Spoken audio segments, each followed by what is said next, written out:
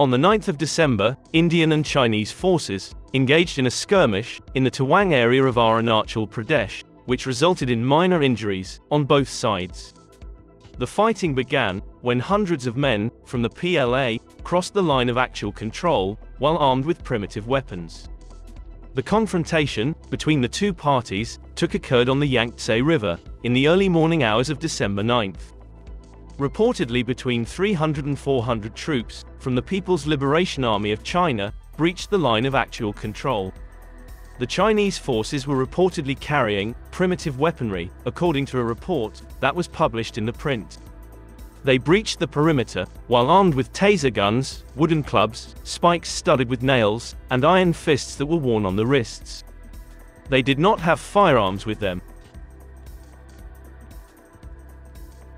On Wednesday, Republic TV talked with several Tibetan people residing in Tawang about the violence that occurred on December 9th.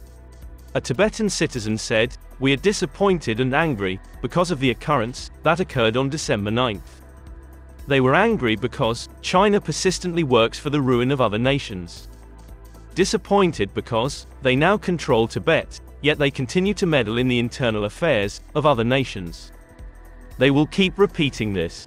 People from Tawang have said that they have full faith in the Indian army, and that, should it become necessary, they are willing to fight with the Indian army against the Chinese. On the other side, the United States has said that they completely back India in its attempts to maintain control of the situation. According to the press secretary for the Pentagon, Pat Ryder, the Department of Defense is maintaining a constant vigilance on the events occurring along the line of actual control. There are pockets of contested territory along the line of actual control in the Tawang sector of Arunachal Pradesh.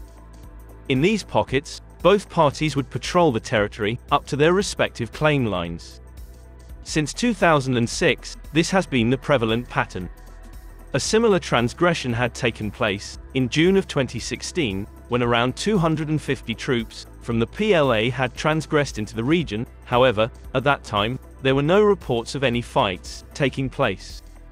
The PLA is said to have pre-planned the infraction in order to carry it out at an opportune moment, as reported by the Indian Express. This was also the time when some Indian forces withdrew from their posts as a result of the snowfall that was occurring in the vicinity.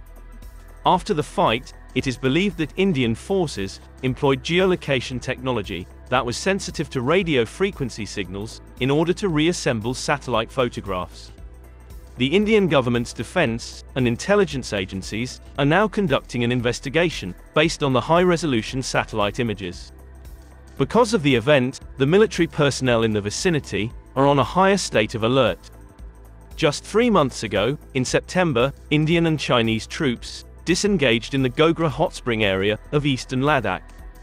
This area was the last of the acknowledged friction points that were discussed over the course of 16 rounds of military commander-level talks that began in May 2020, following Chinese incursions at several points in the area.